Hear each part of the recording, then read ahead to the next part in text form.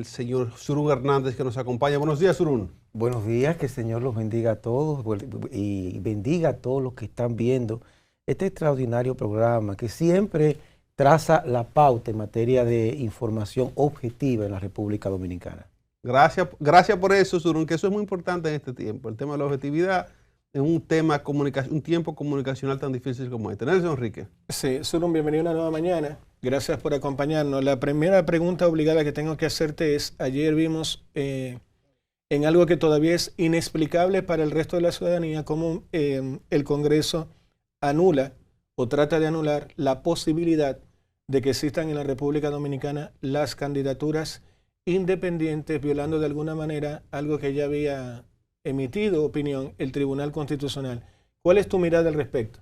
Bueno, ese proyecto de ley es una grosera violación a lo que son los derechos adquiridos de que disfruta o disfrutaba la ciudadanía, evidentemente, porque la propia Carta Magna consagra el principio de progresividad, un derecho que tiene el ciudadano de aspirar a cargos públicos al margen del monopolio de los partidos políticos, la mayoría de los cuales está desacreditado porque lamentablemente una vez acuden o consiguen el poder político, pues lo utilizan en beneficio personal de las cúpulas de esos partidos o de las cúpulas empresariales que aportan en las campañas electorales y aportan por la izquierda en la celebración de determinados negocios. Muy lamentable que el Senado de la República, en lugar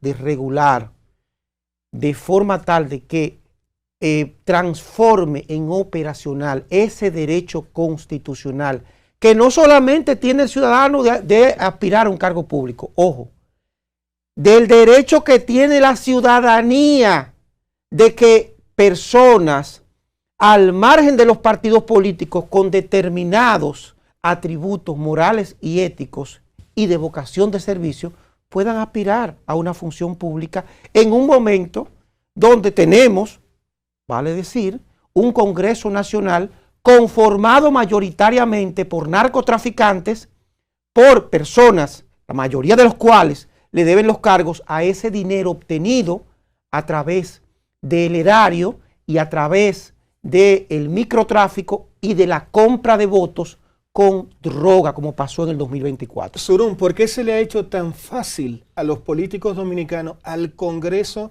de alguna manera burlar obligaciones del Tribunal Constitucional? Milton Rey Guevara decía en alguna ocasión que el principal infractor del Tribunal Constitucional es el mismo Estado dominicano.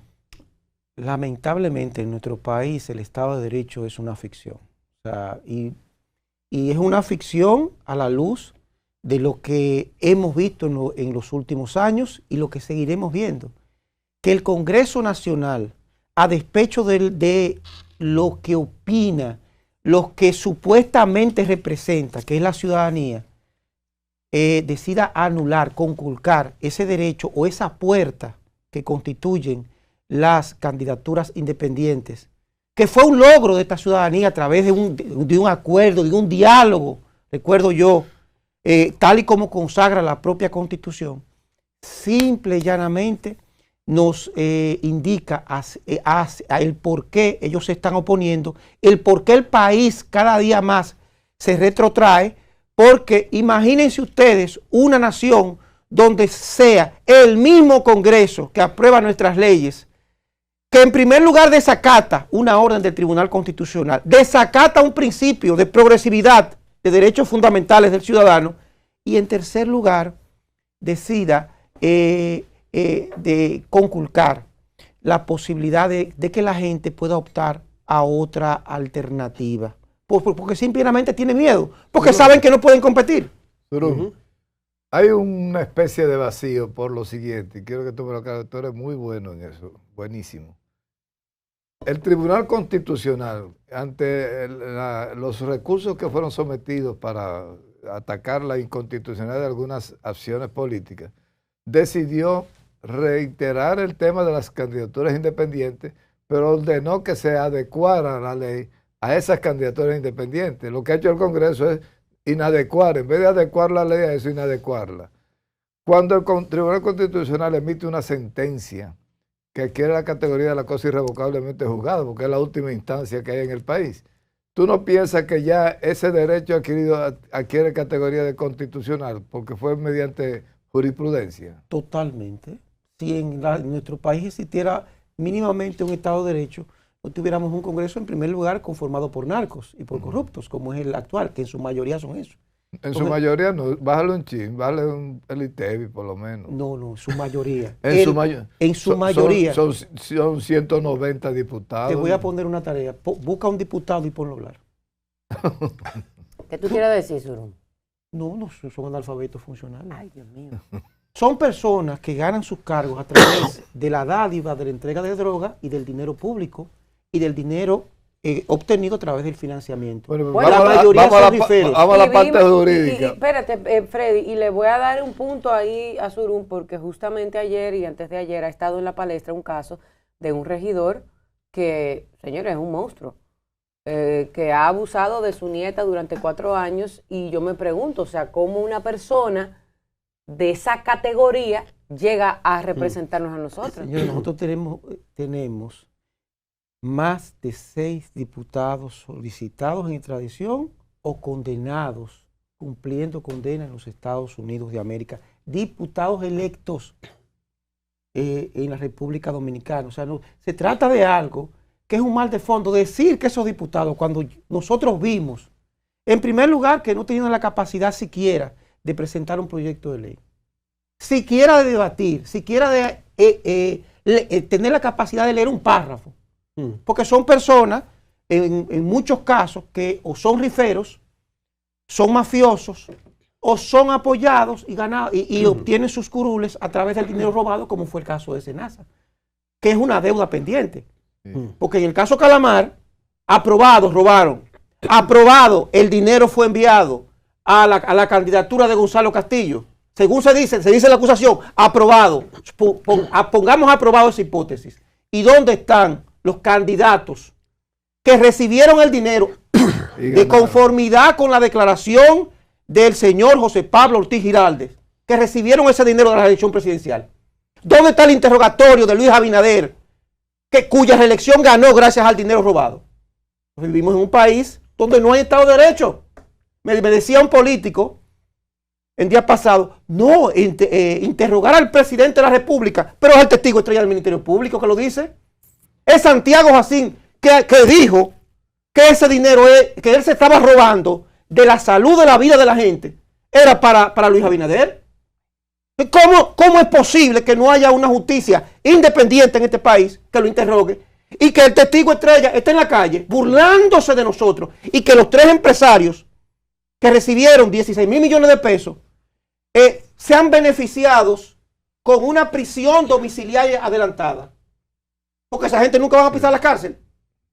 No. Óyeme, quítense ese cocote, por no decir de la otra manera, mental, la P mental. Quítense ese cocote, porque el acuerdo es que van a devolver entre 3 mil y 4 mil millones de pesos. Van a ser condenados a 5 años de cárcel, justamente lo que va a durar el proceso. Suspendida. No suspendido, no, ya la van a cumplir. Yeah. Porque son 5 años de cárcel el proceso. Y el proceso dura 5 años, 5 años prisión domiciliaria porque ya la están cumpliendo. Yeah. Ya ellos tienen 3 meses, 5 meses cumpliendo prisión, 4 meses cumpliendo prisión en su casa. Porque todo es fríamente calculado.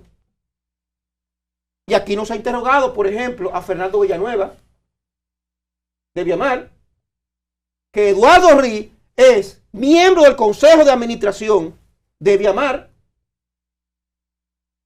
y socio con todo el poder del mundo, y él es el tío de los nietos de Hipólito Mejía. O sea, cosas como esa en este país, que me hablen a mí de que hay justicia, aquí no hay. Hay un método que se ha descubierto ahora de los delincuentes, los traficantes, buscar una solución mediatizada a su caso. Ese método consiste en evadir el proceso en República Dominicana.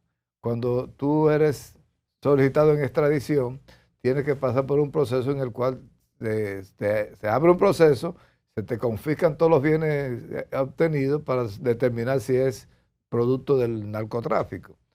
Ese proceso de que te someten en extradición, te procesan aquí, te quitan todos tus bienes, se elimina cuando tú vas y te entregan. Tú te montas en un avión, sabes que te están pidiendo en extradición, en vez de entregarte a la Procuraduría, que tendría que negociar aquí y dejar la mitad de tus bienes, tú te montas en un avión y te hacen preso en Miami.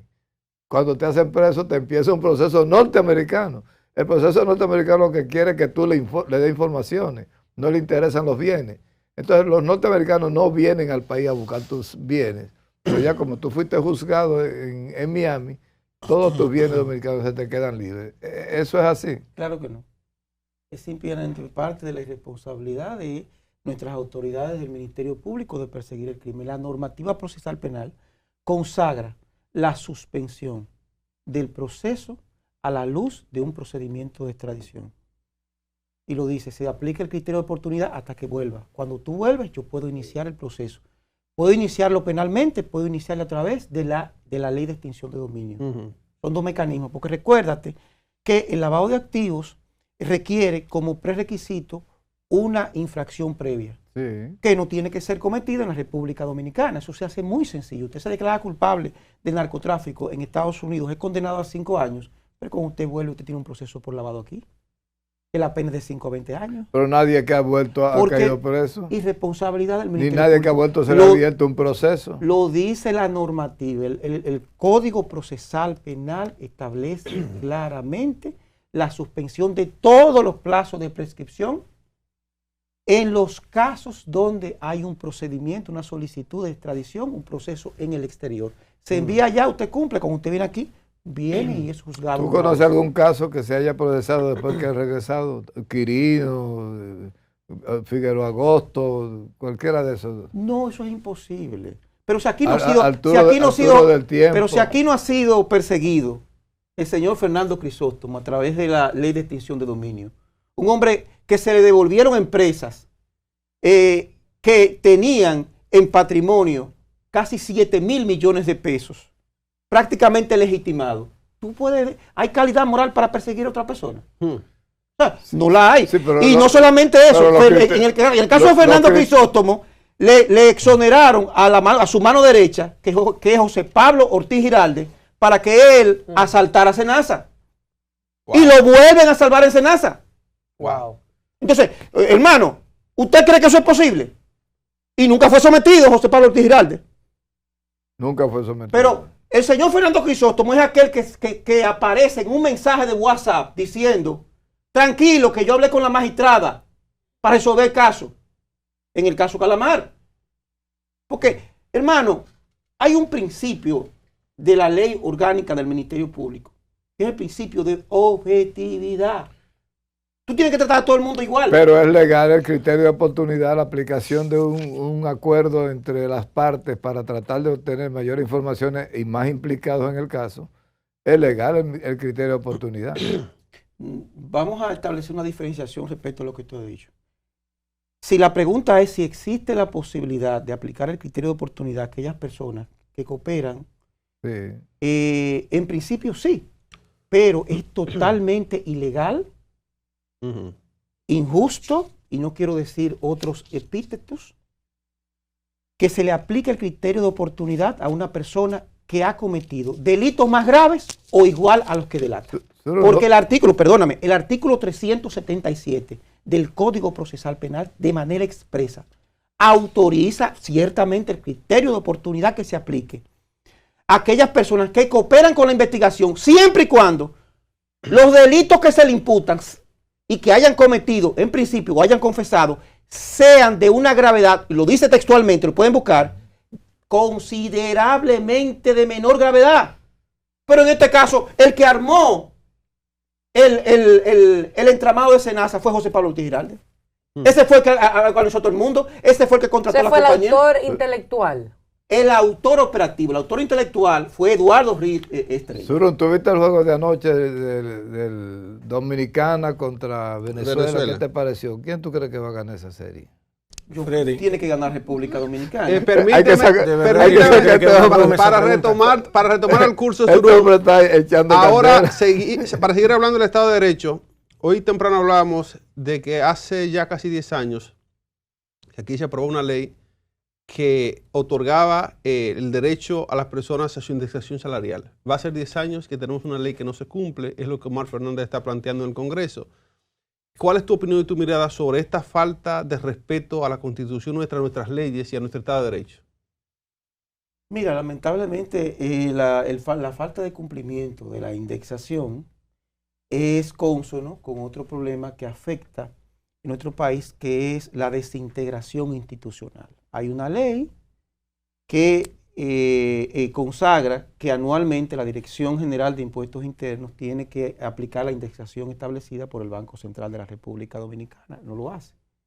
Y no lo hace desde hace 6, 7, 8 años, si mi memoria no me engaña, desde 2016. Una responsabilidad del gobierno del entonces presidente Danilo Medina, que ha sido copiado, calcado por el actual gobierno. Yo veo como positivo el esfuerzo de los diputados, de los legisladores, diputados y senadores, legisladores de la oposición, de interponer esa acción de inconstitucionalidad. Y espero que no tenga el mismo tratamiento con el truco que utiliza. El truco, y lo tengo que decir porque aquí no existe ningún tipo de jurisdicción garantista de los derechos fundamentales, que hace el Tribunal Constitucional anteriormente, y lo está haciendo actualmente, que cuando tú impugnas cualquier tipo de disposición de la ley especial que aprueba el presupuesto de la nación, ellos tardan 6, 7 meses en conocer. El presupuesto es una ley especial. Es una ley especial. Porque es un año, una ley provisional por un año. Entonces, ¿qué acontece? Que como ellos tardan 6, 7 meses en conocer esa pieza legislativa, cuando dictan sentencia, la declaran inadmisible por carecer de objeto porque la ley ya premió. Wow. Yeah. Wow. No, estoy hablando de las cosas como son porque yo me harté de demandar en la inconstitucionalidad de la ley de presupuesto por la violación a las partidas correspondientes al sector justicia. Y esa siempre, yo la demandé en 5 oportunidades. Se lo dije al presidente de la Suprema Corte de Justicia, tanto a Mariano Germán, pero especialmente al magistrado Luis Henry Molina. Magistrado, este es el poder que domina el país, porque es el que traza la pauta de por Dios. Vamos, por lo menos, déjenle al juez que está apoderado de la acción de amparo que dicte sentencia a favor de nosotros. Porque el problema fundamental es que los tribunales superiores administrativos, que de por ley deberían estar del lado de la ciudadanía contra el poder del Estado, es todo lo contrario. Tú le sometes una acción de amparo de cumplimiento al Tribunal Superior Administrativo. ¿Qué hace? La declara improcedente. O sea, la ley está, 194-04. Esa ley, la ley de indexación, está. Pero ¿qué hace el juez? Mira para otro lado, no, otra vía. Wow. Y cuando tú apoderas el Tribunal Constitucional, ya pasó el presupuesto. Surún, necesito hacerte la pregunta que se está haciendo la ciudadanía escuchándote, y nosotros hemos traído varios invitados. Tuvimos aquí al doctor José Cabral tratando el tema de las candidaturas independientes. Tenemos un país que ya más del 20% de la República Dominicana vive fuera, casi el 20% de nuestra población. Simplemente porque prevé o percibe de alguna manera que aquí no hay justicia, que aquí no hay futuro, que trata de hacer las cosas y no pasa absolutamente nada. Es cierto que nos gobierna la oligarquía dominicana, es cierto que los partidos políticos en general no es mucho lo que pueden hacer una vez llegan al Estado porque estamos secuestrados por la oligarquía. ¿Cuál es la realidad de República Dominicana? ¿Hay justicia? ¿No hay justicia? ¿Cuál es tu parecer? Mira, nosotros tenemos lamentablemente una clase política que depende fundamentalmente del apoyo que determinados grupos empresariales le asisten, le suministran, apoyo financiero fundamentalmente y apoyo mediático. Esos grupos, más que grupos empresariales, son grupos parasitarios.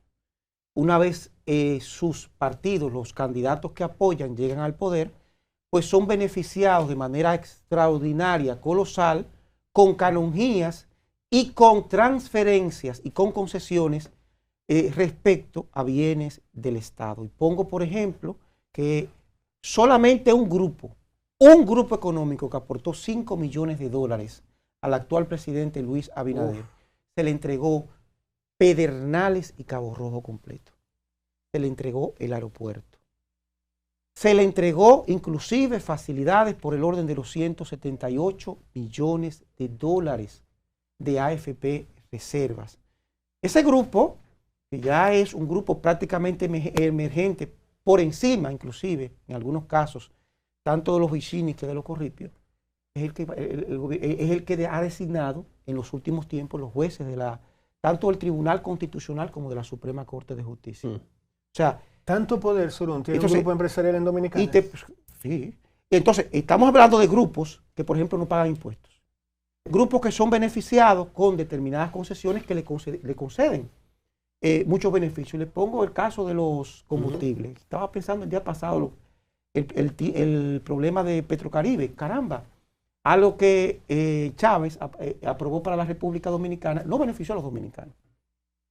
Benefició a grupos empresariales que controlan el comercio de combustibles y que a la luz de determinadas resoluciones en la República Dominicana, por ejemplo, se paga prácticamente un 70% más del precio real del combustible. O sea, un galón de gasolina, para poner un ejemplo, que esté en 270 pesos, aproximadamente el precio real de ese galón de combustible, si no existieran esas canonjías en favor de esos empresarios, esos monopolios y ese robo que hay, fuera 70 pesos. Imagínate. Pero, porque es que se roba en doble vertiente. Número uno, a la luz de supuestos cobros por el transporte. Pero también hay un robo grandísimo, que es el robo a través de la temperatura. O sea, el volumen del combustible, gasoil, diésel, de todos, varía.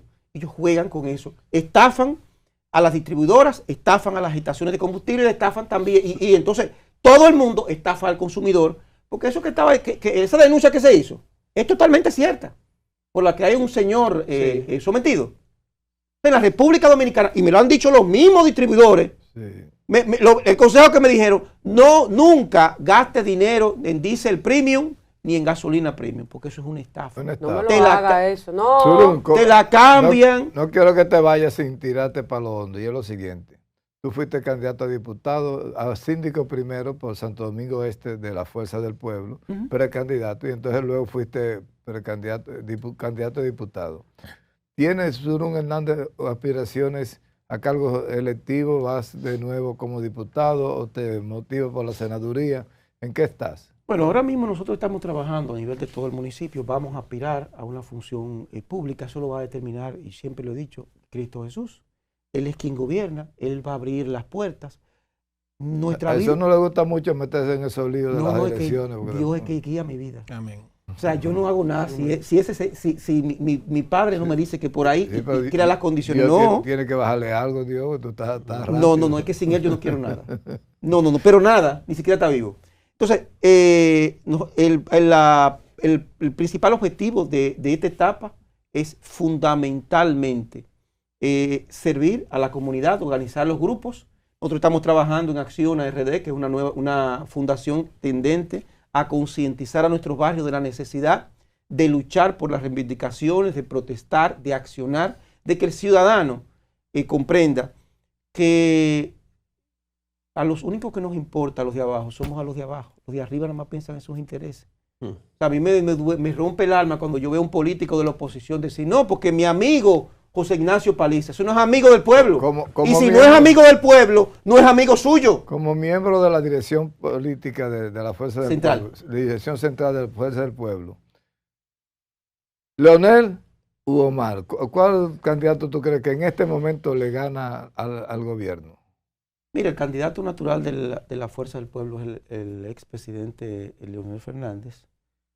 Y a mí no me cabe duda que la organización política de la cual soy miembro va a obtener muy buenos resultados, va a obtener la victoria, una victoria contundente en las elecciones de 2028. Obviamente, eso tiene que ser sustentado sobre la base de un trabajo serio de oposición, entender que una cosa es el gobierno y otra cosa es la oposición, y que nuestros trabajos estén encaminados a que el pueblo se sienta representado en cada una de nuestras denuncias, de nuestras posiciones políticas, porque hay que llegar a una conclusión. El único enemigo del pueblo es el gobierno que lo ha endeudado y que se ha robado el dinero sagrado de salvar la vida de la gente. Se ha robado el dinero de las obras, se ha robado el dinero del metro, señores. El metro que ellos denunciaron que a Leonel Fernández le costó 65 millones de dólares el kilómetro cuadrado soterrado,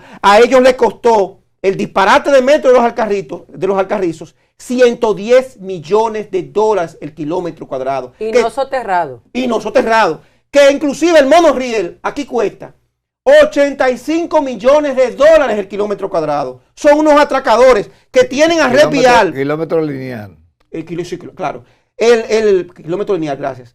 El red vial en días pasados, que no lo ha dicho nadie, vino y se endeudó por 51.000 millones de pesos para construir y que supuestas obras de infraestructura. ¿Dónde está?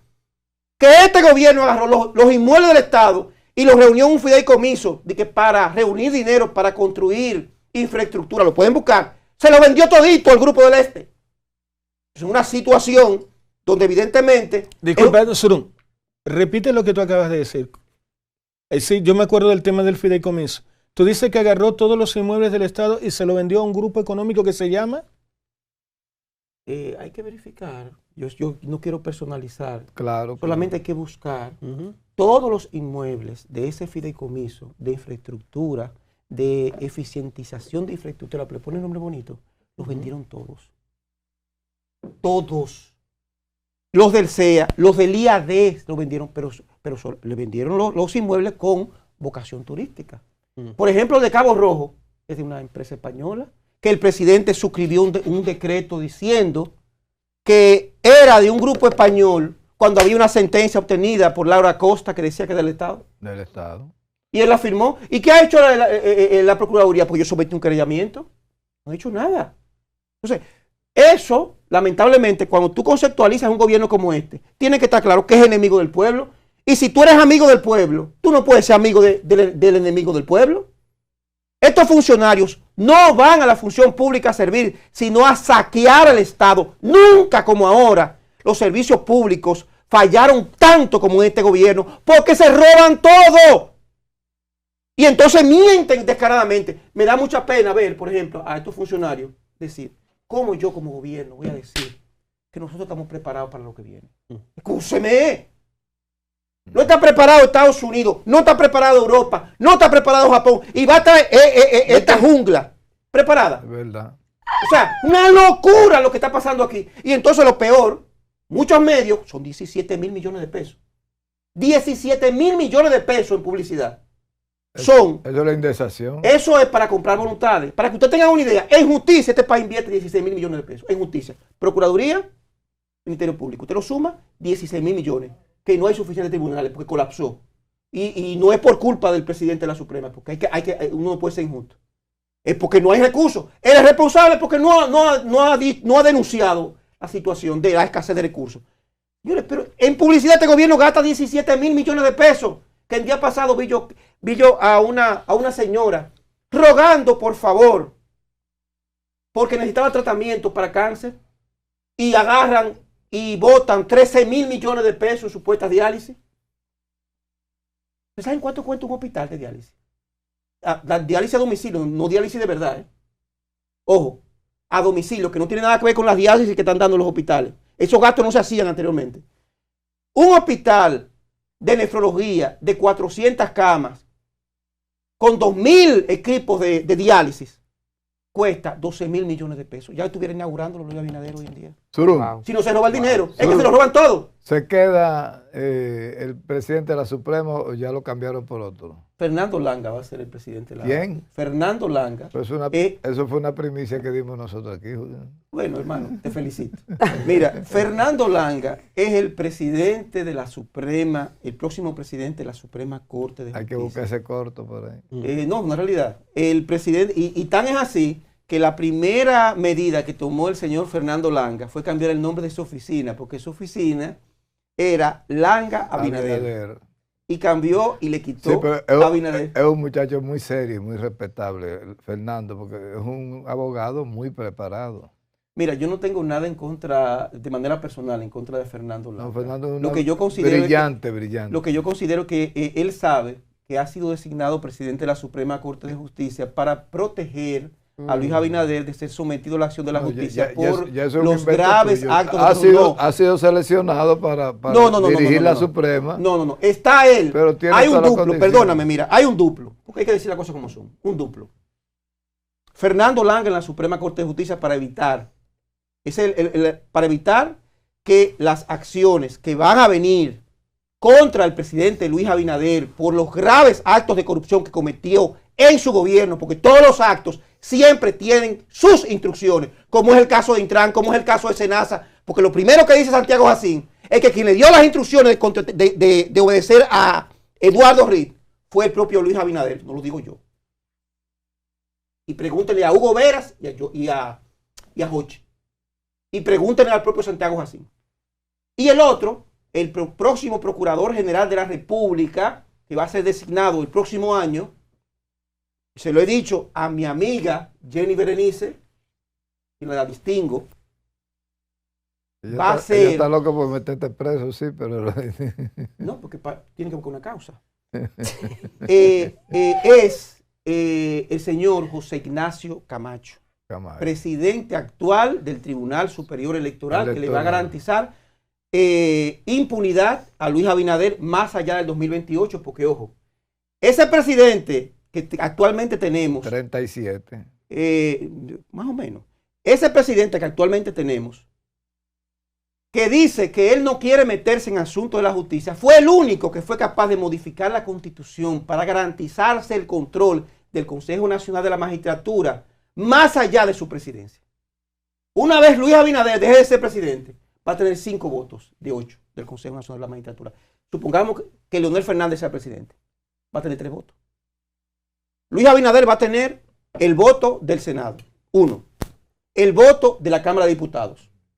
Los 2 votos de la Suprema, tenemos 4.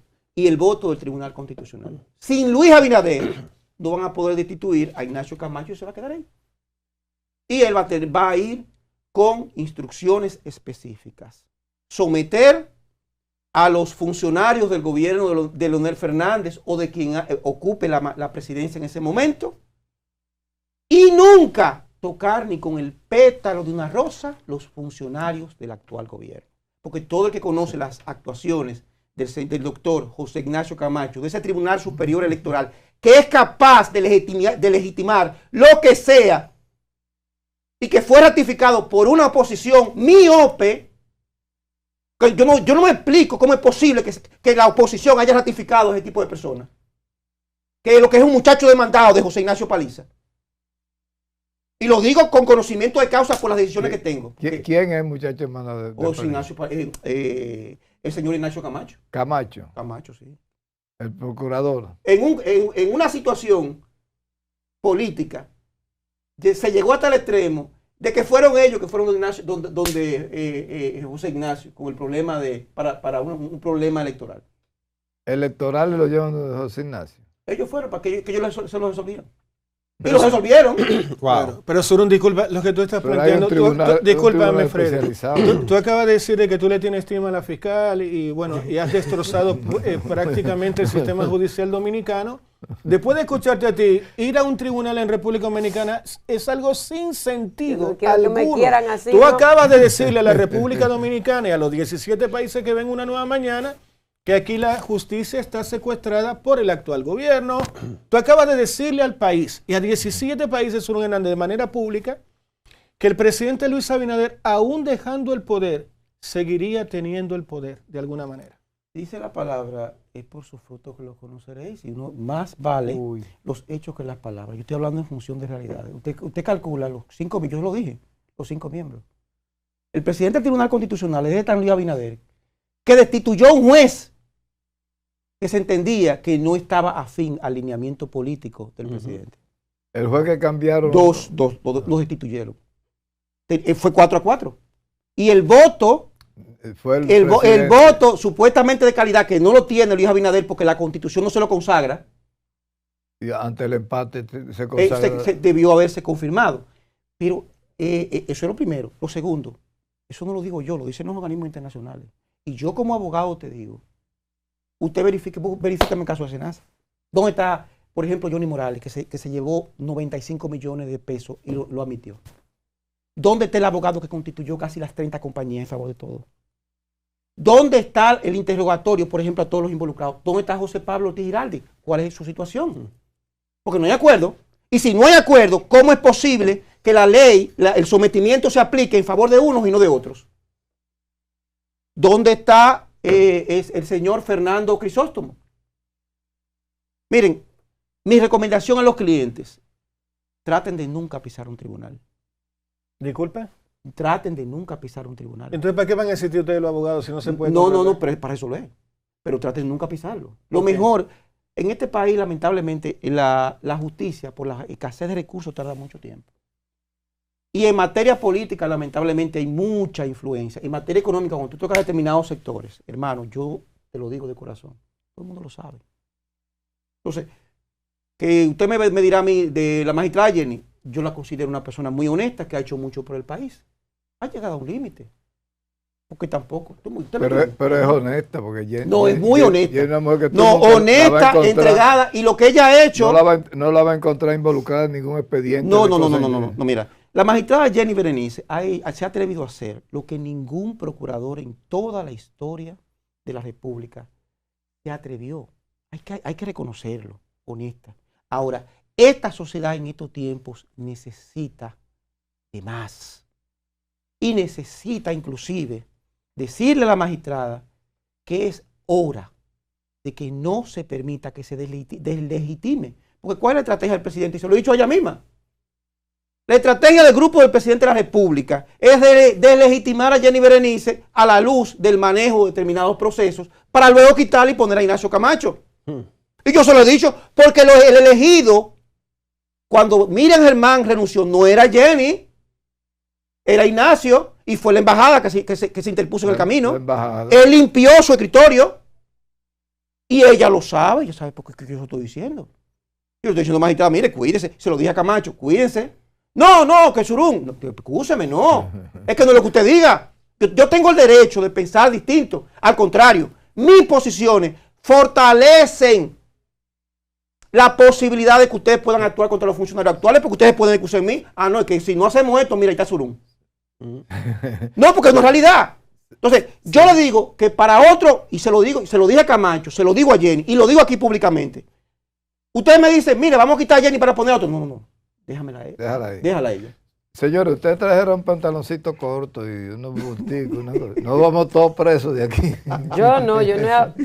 Bueno. Surún, la pregunta que yo te quiero hacer adelante de nuestra audiencia de Una Nueva Mañana es muy simple. Con todo lo que tú nos has compartido, ¿para qué ustedes quieren llegar al gobierno como fuerza del pueblo con tantos candados de alguna manera que hay o por parte de la oligarquía o del sistema judicial que van a heredar? Mira, yo parto de la premisa de que nosotros tenemos que impulsar una verdadera transformación, una ruptura de ese círculo vicioso, de que... no es muy ambicioso lo que acabas de compartir.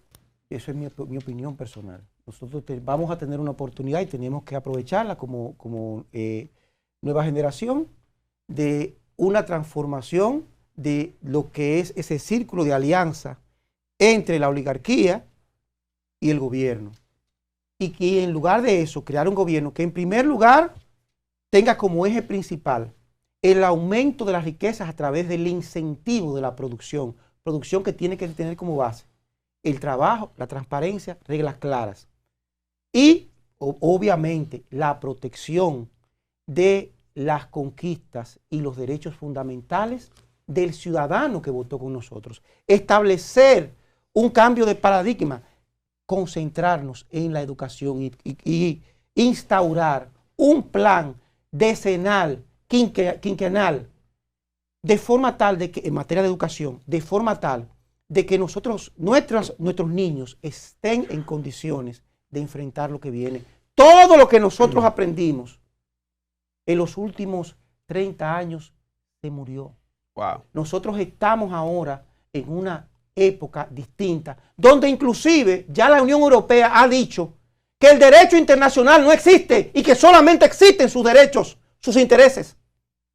Y eso evidentemente tiene que colocarnos como gobierno, como nación, desde una perspectiva nuestra. Nosotros tenemos que pensar en nuestros intereses, priorizando la formación de jóvenes, priorizando el trabajo y estableciendo que la educación se compone de dos elementos fundamentales, la escuela y lo que reciben nuestros niños a través de esto.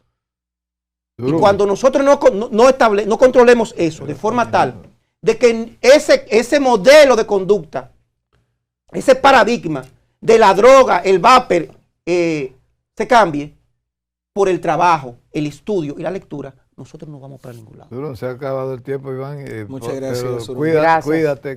Tú estás enfrentando intereses diversos y muy poderosos. Son gente que tiene poder. Ojalá todos fueran como Surún. Es que Dios me cuida demasiado. Ojalá.